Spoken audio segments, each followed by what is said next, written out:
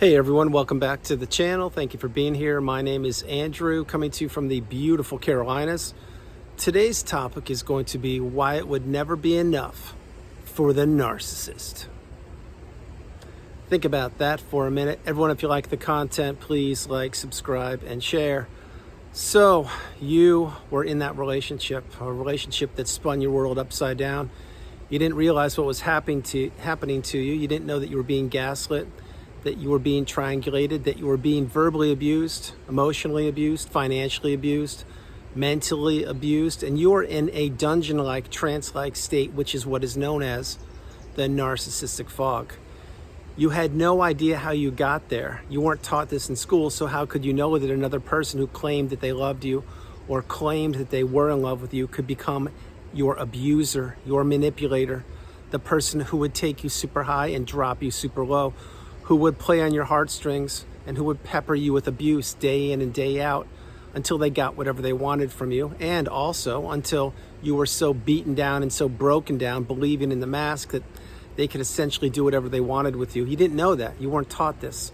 So having said all those things, you, when you were in that relationship, you were always trying to do things for that person. You were trying to please them. You were doing things you never thought you would do. You were saying things you never thought you would say. You were turning a blind eye. You were not trusting your instincts or your intuition. You were ignoring red flags. You couldn't see the signs in front of you. You knew something was wrong. You knew something was off. But again, you didn't know that a narcissist existed. You didn't know what gaslighting was. You were making up excuses for that person. And you were being there for them, supporting them, despite the fact they were trying to destroy you, your relationships, your health, your money, your hopes, and your life. Now you're understanding so much more about not only narcissism, but humanity, and you're learning who you are. You see, you were tested to your core, and now you understand that that was a test of a lifetime. That's a video I will create probably tomorrow or maybe soon. I created it before. It was called The Test, and that video was created late 2022. You should check it out. But the test of a lifetime is the same thing. This is a relationship that took you as high as it possibly could, and it dropped you lower than you ever thought imaginable. This is why in these relationships, there's no such thing as commitment, stability, togetherness, growth. There's no such thing as transparency or honesty or togetherness on the behalf of the toxic person. You were an open book. You were giving to a fault, maybe even a people pleaser.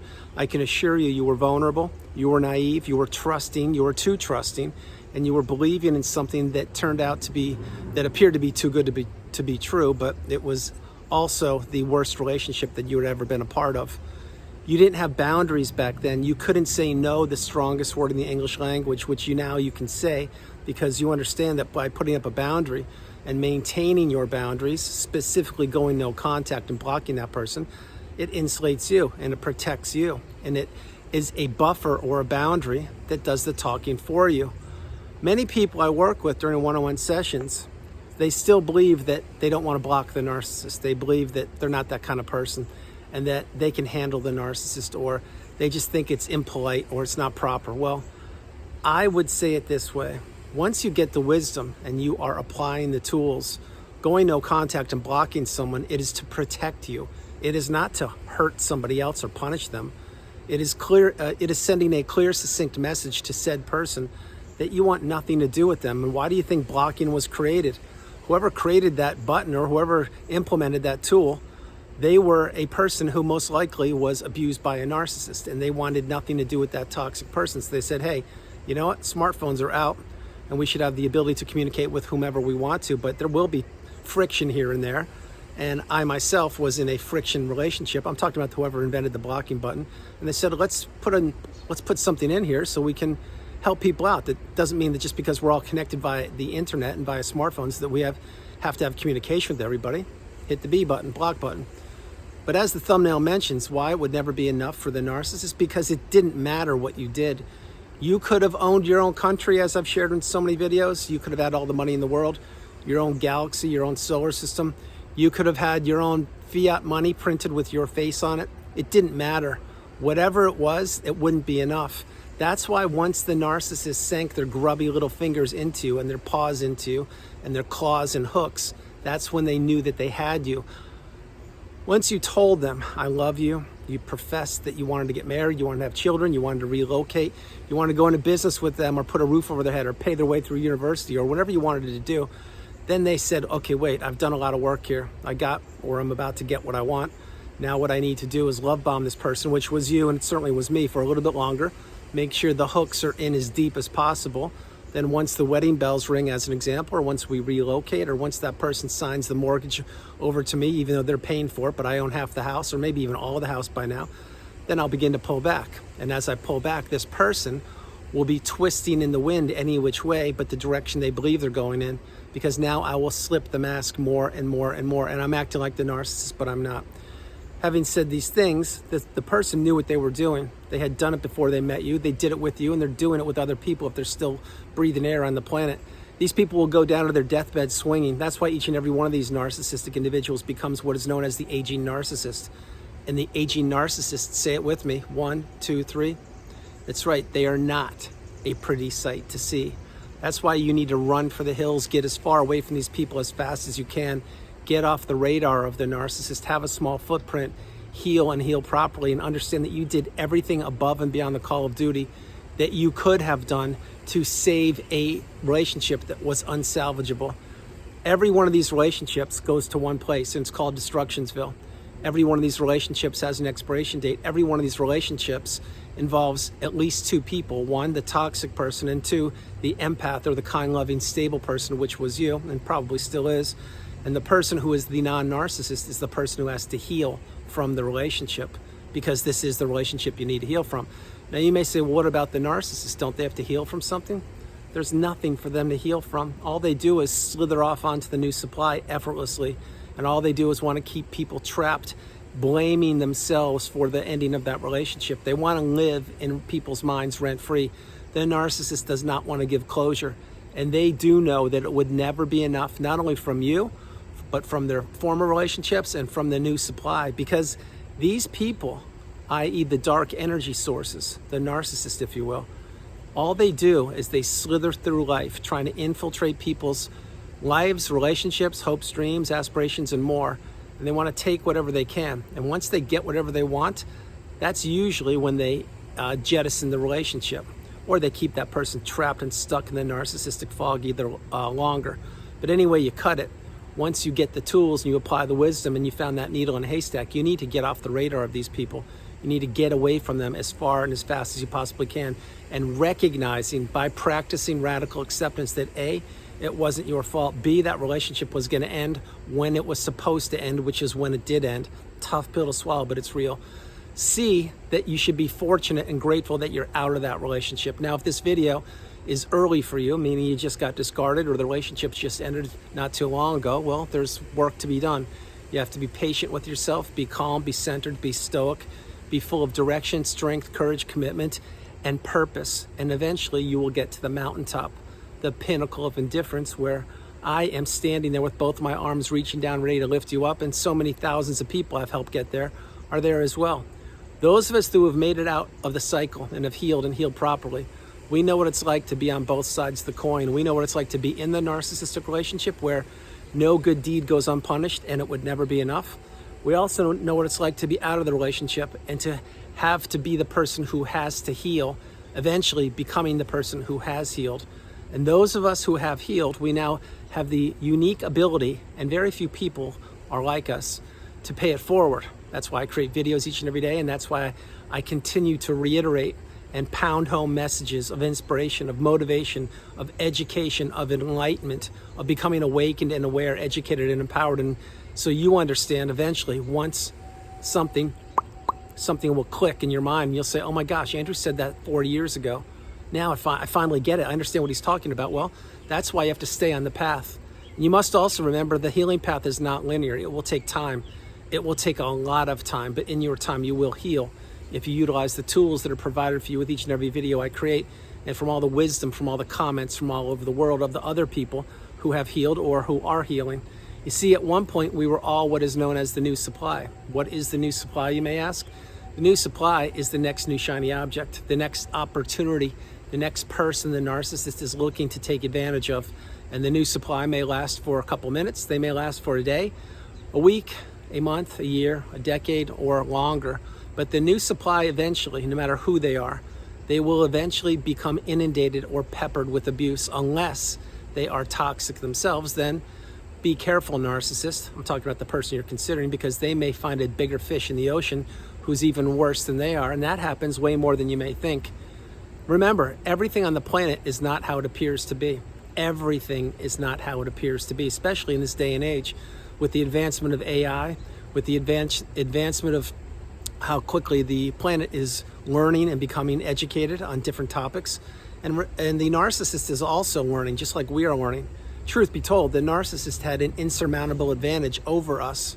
I'm talking about the empaths or the targets before the smartphone was invented. When the smartphone was invented, and the internet as well, they still had an advantage because we didn't know who they were. But we, the collective, the people who were abused and manipulated and taken on that roller coaster of emotions and dropped super low and taken super high and abused and punished for being ourselves, we are catching up and we are growing in numbers.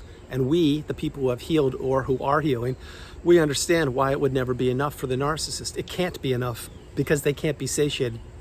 They can never be satisfied with any one thing.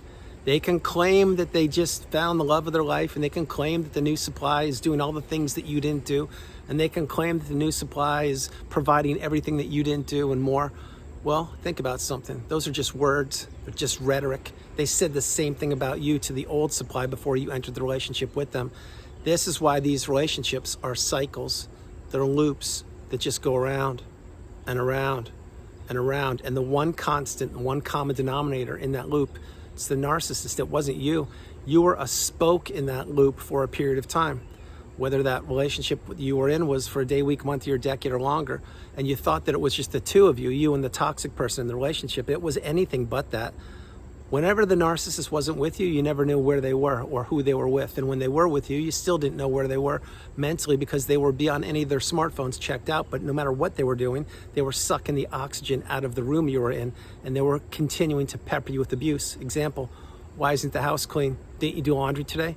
Why didn't you go grocery shopping? Where's all the money that you bring home? Where's all the money going?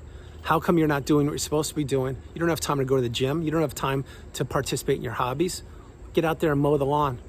By the way, when you're out there, wash the car, wax the car, trim the bushes. And when you're done with that, make sure you get in here and fold the laundry. Oh, and we're out of detergent. And by the way, you bought the wrong peanut butter. You see, nothing, and I mean nothing, escapes the narcissist's wrath.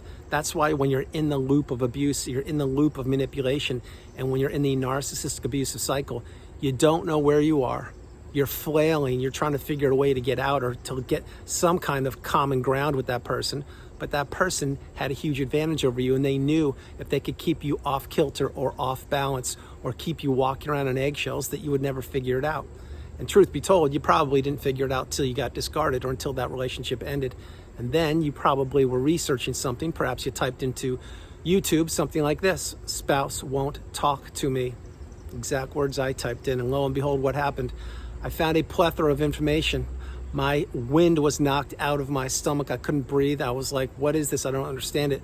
Who would do something like this? And lo and behold, I realized that that's what the relationship that I was in was something similar to that.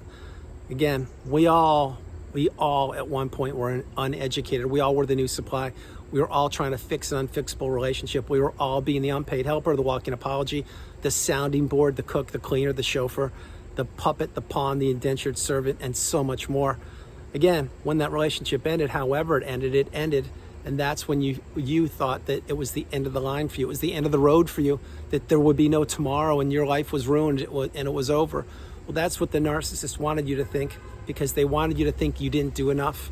But what you didn't know is it would never be enough, because the narcissist played the game of the moving goalposts. So no matter what you did, they would want more. Whatever you didn't do, they would blame you for not doing it. That's why you can't win when you're in these relationships. It's bizarro world. What is up is down, what is left is right, what is in is out. But again, when that relationship ended that you were a part of, you didn't quit. You didn't stop fighting. You looked inward, you dug in deep, you cracked the code, you found the needle in a haystack, and then eventually over time you said, wow, you know what, it doesn't matter. It didn't matter. Whatever I did, it wouldn't be enough. It wasn't enough for their siblings. I'm talking about the narcissist. It wasn't enough for their sisters. It wasn't enough for their kids. It wasn't enough for their brothers. It wasn't enough for their brothers' kids. It wasn't enough for their parents or their besties or their former romantic relationships if those people are still alive. It would never be enough. That's why once you get out, you need to stay out. You need to not tempt fate. You need to batten down every hatch possible.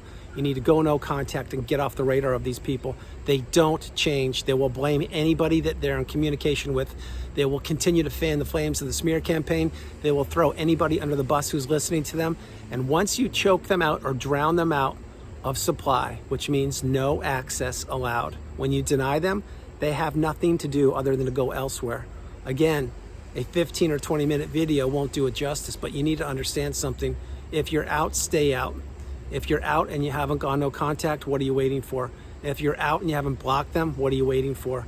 Don't tempt fate, because when you are at another weak point or a vulnerable point, or maybe you just lose the loved one in the family or the holiday season's coming around, this is when the narcissist could rear their ugly head and trying to get you back into another toxic web of manipulation.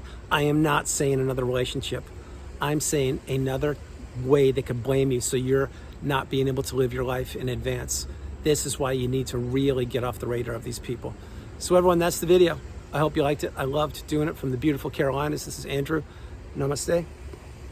Have a great afternoon, evening, or morning.